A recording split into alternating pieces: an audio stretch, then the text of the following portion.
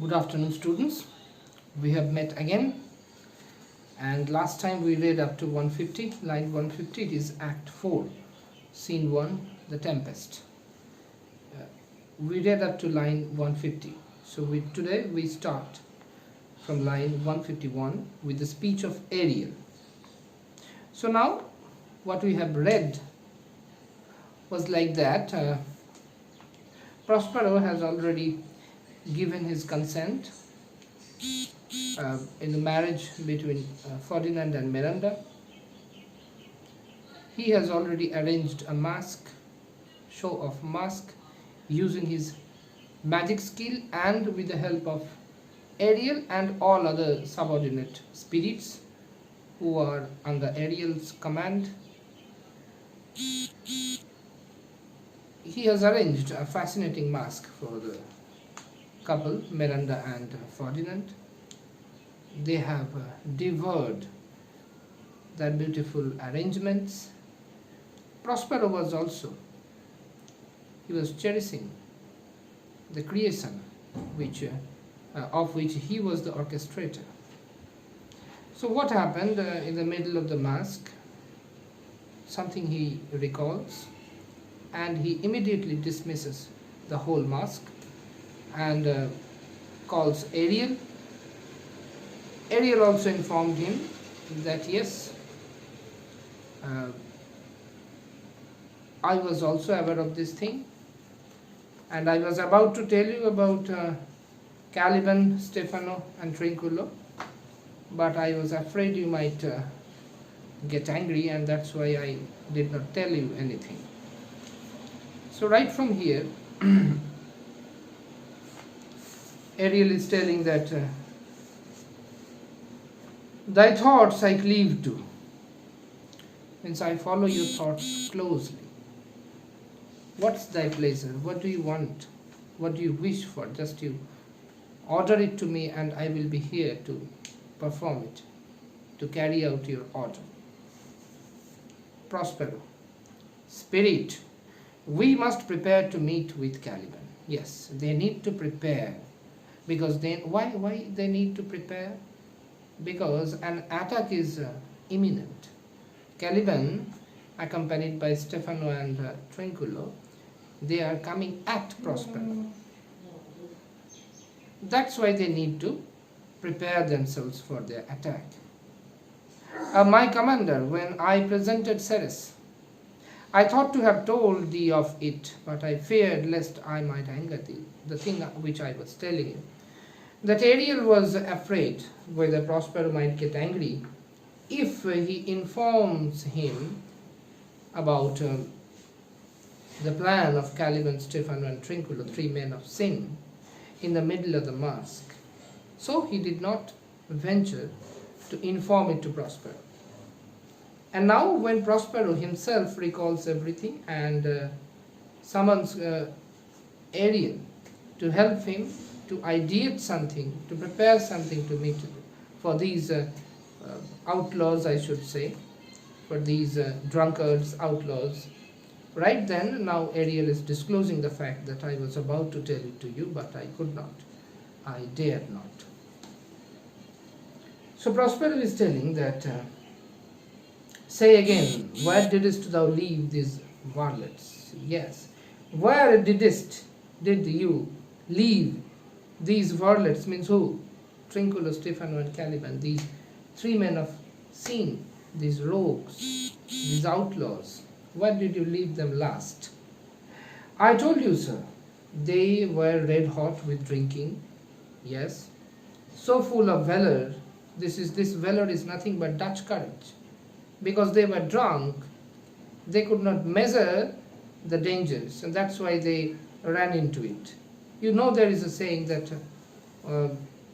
fools rush in where even angels fear to tread. So that was what going on with all these three men of sin. For breathing in their faces, smote the air for breathing in their faces. They smote the air. They were trying to hit the air for blowing over their faces. Bit the ground for kissing of their feet, and because The ground kissed their feet because their feet touched the ground, and rather they thought it in an inverse way, as if the ground is touching their feet, and they were so angry that they even bit the ground also. They bit the ground for kissing of their feet, yet always bending towards their project.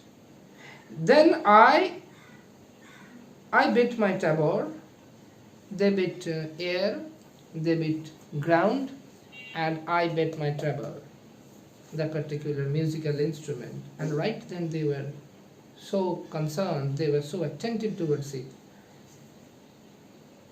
At which, like unbacked coals, unbacked means untrained, unbroken.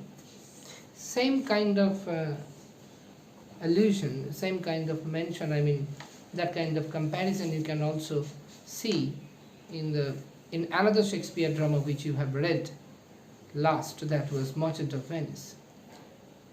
There was Bassanio was it was Lorenzo. He was telling Jessica that because you were young, the moment you heard the music from the palace, you became so attentive, just like those colts who are unbroken and who are wild with spirit, and their blood is hot, means they are young. They are most of the time they are prancing, they cannot even control their energy. So whenever those colts who are untrained, they hear that kind of soft music, they also right then become so attentive that they keep still without moving anywhere, without bellowing, without braying. They just give their ear to it. So now, that was what going on there.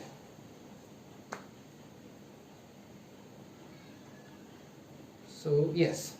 So I bit my tabor, at which, like unbacked coals, they pricked their ears, means they were attentive towards it, they became attentive towards it, as if they were under the spell of hypnotism, like that.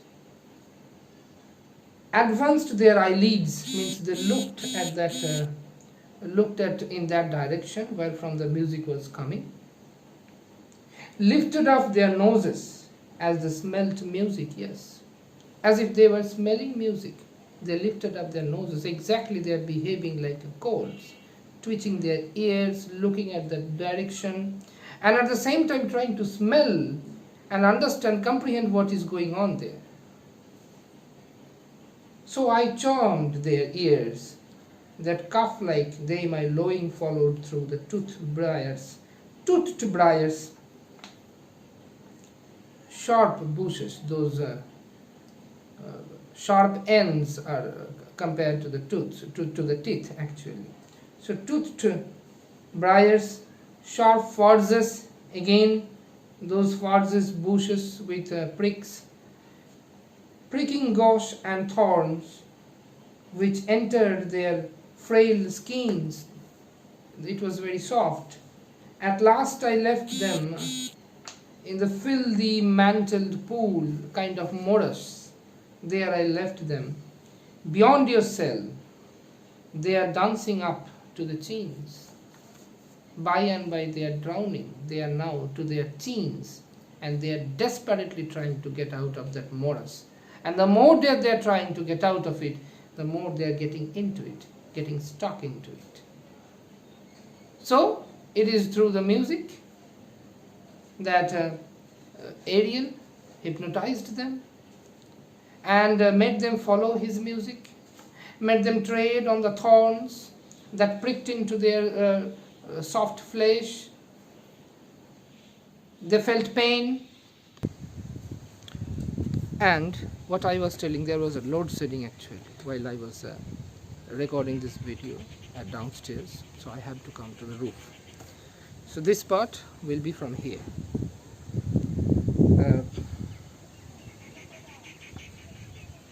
Where was I? Yes, here. So it was Ariel's use of music that hypnotized Caliban, hypnotized Trinculo and Stefano, made them tread over those thorns pricked into their soft flesh. They felt enormous pain. But even because they were hypnotized. They, they knew that they were feeling pain, but they could not avoid advancing, and they did it. And at last they were dumped into a morass where they were about to be uh, drowned. And right now they are dancing, means they are trying to get out of the morass. They have already stuck to their chains. There are only few minutes left when they will be completely drowned and die a horrible death. Right at that position, I have left them. So now is the time that we should go. We should rescue them and show them by rescuing that we are their only hope. Without us, they are nothing. That's what we have to show them. And only then they will subjugate themselves before us. Only then we will have them as their slave. They will obey us. So unless you overpower people, they won't obey you. That's the very particular theme which is mentioned here. You need to overpower them. You need to show them that you are the only one, only hope for them, for their rescue. And only then people will obey you. So, which entered their frail chains. At last I left them in the filthy mantled pool beyond your cell. They are dancing up to the chains. This was well done. My bird, Ariel, who culminates the spirits of air, exactly opposite to Caliban, who is related to earth, libido, and Ariel is superficial. That's why he is related to air, and that's why he is being called my bird. He can fly so fast, and even faster than the birds. And we have seen his performance in the beginning of the story, beginning of this drama, when he set fire in those ships. Though everything was illusion, but it was he who did it. It was he who divided himself. It was he who ran from one end to the other end, even faster than the lightnings. And he did it, no one else. Ariel, I go, yes, I'm going. A devil, a born devil on whose nature nurture can never stick. Remember this thing, one of the most conspicuous thing of the Tempest is nature versus nurture. Nature is what you feel and what you want to do without any pretension. But nurture, that is completely different. That is what we are doing. Suppose I am feeling sleepy, but I need to present it in a way that you can't even find out an iota of sleep in my eyes. That's what we call nurture. That is our civilization. It is nothing but a pretension of all your desires, how to pretend it and how to manipulate it. Prospero was manipulating the same desires that was there inside, that was burning inside Ferdinand, and the same desire which was burning there inside also Caliban. But in Caliban it was a wildfire, while in Ferdinand it was controlled bushfire. But both of them had fire. They desired to have the company of Miranda. But their presentation, their expression, those things were completely different. And that's what we saw there. That is called civilization. And that's why we are calling Caliban nature, who cannot control his desires.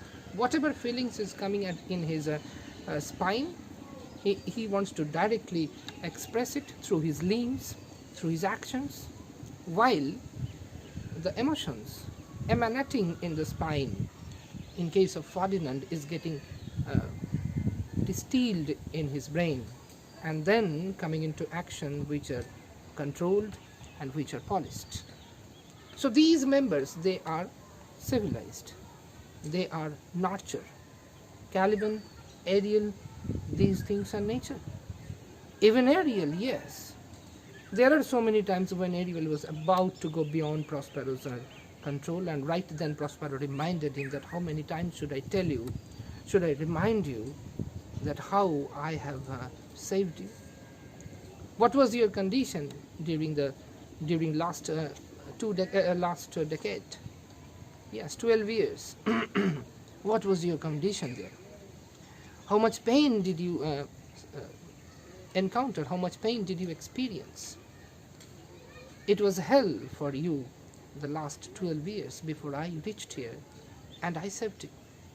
So all these creatures, Ariel, Caliban, they are nature. In case of Caliban, libido is too much prominent. In case of Ariel, it is freedom. That is very much prominent. Whatever. So, nurture can never stick. On whom my pains, humanly taken, all lost, quite lost. Yes, I have tried a lot. Prospero had tried a lot in order to make Caliban civilized. But all his effort went in vain. That's why he is regretting that all my pains, all my venture, all my effort went in vain. I wish I had not put so much effort on Caliban in order to make him civilized vainly. Everything went in vain. Whatever I did, it was a futile effort and nothing else.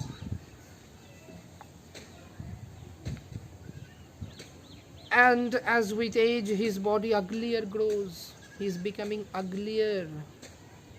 Modern critics are actually making it, they are commenting over this line completely from a different point of view. Like, it's uglier. In case of Prospero, especially for Prospero, the thing that is uglier, that is ugly, it is probably his attractiveness. The way Caliban was attractive, or the Caliban was different, the way Caliban's masculine features were becoming prominent. Those are the things which were ugly for Prospero. That's why he is telling, the more he is growing, the more he is getting adult, the more he is stepping into the adulthood, the more those masculine features are becoming prominent in Caliban, the more his desire for Miranda is becoming. That's why Prospero told it that the more with age all his uglier features are growing and he is becoming also uglier, also unacceptable. So what you are accepting? The thing you promote? The thing you sponsor? Ferdinand was the Prospero's sponsored lover for Miranda and nothing else. So that's what I was telling. That Prospero is actually sponsoring a lover for Miranda, while very much concerned and cautious for Caliban, whom he cannot control. His mind cankers, because in his mind there is lust, which is a cancer, which is a vile thing, which is a sin, exactly like biblical allusions here. Same thing is happening here. His mind cankers, I will plague them all, even to roaring. I will torture him, every bit of him, every pores of him will be tortured, and he will roar, he will shout in pain. Re-enter Ariel laden with glistening apparel, because he was asked to come in the guise of a watery nymph. Come, hang them on this line. So there was a string attached to the cottage, and on the string Prospero told, that glistening apparel was Prospero's magic apparel, and Prospero told Ariel that you do one thing, you take that apparel and you hang it there in that line, in that string, over the string you line it, you place it. Prospero and Ariel remain invisible. Both of them are invisible. Enter Caliban, Stefano and Trinculo, all wet. So they are behind the apparel, they are completely invisible. Now Trinculo, Stefano and Caliban, all these three men of sin, they have reached the place. Somehow they came out from the morass, and they could make themselves out of that morass, and they are now within the vicinity of Prospero's cottage. They are now with the thought that this is our time for triumph, because we have reached Prospero's cottage and we are about to kill him, nail him, and we will supplant him, this island will be ours. And the bonus gift was Miranda. An unparalleled beauty will be there sitting by me on the throne of this island. That's what was going on in their mind. So, till now we have read, and I will also hope, I'm also hoping that in our next class I would like to read from here, because reiterating the same thing which I'm preparing here and I'm sending it to you, it will be a wastage of time. So it is better you watch the video. If you have any question regarding any kind of interpretation, you can ask it to me during my online classes. And in the online classes, I will begin from line number 180. Remember this thing. The last part, I mean line 150, 51 to 179, this part I have discussed here thoroughly, in detail, to my level best, to be very honest. And I would like to begin my explanation during the online classes from 181, line 181. The rest of the part, I request you to watch it, watch the video which I am going to send. Probably I know the visual quality of the video is not too much well, because in order to upload it I need to reduce the size of the video, and with the reduction of size, the pixels and what do we call it, the visual quality also decreases. That's why you might find a kind of a hazy video there, but audio is clear as far as I saw it, as I heard it, as I watched it. Audio is clear. So it is better you listen to the audio, and the moment you feel any kind of problem, do contact me, don't hesitate. And next time when we will have our live online class, I would like to read from line 181, and the part before it I am again requesting you to watch it in the YouTube and to think about it, and whenever the question arises in your mind, just to spit it out, shoot at me, shoot it towards me. Okay, I will be waiting here for your questions. Last time the class we had, that was probably the best class I had during the last 1.5 years, for you of course, and I would like to have that kind of classes more. It doesn't matter how long the class continues, but if the questions are coming from your end, the questions which are so much mature, so much relevant, then it will be my pleasure to be shot at by those questions, and to bleed and to answer. So that's all for today, students. We will meet again. That's all. Let's call it a day. Thank you.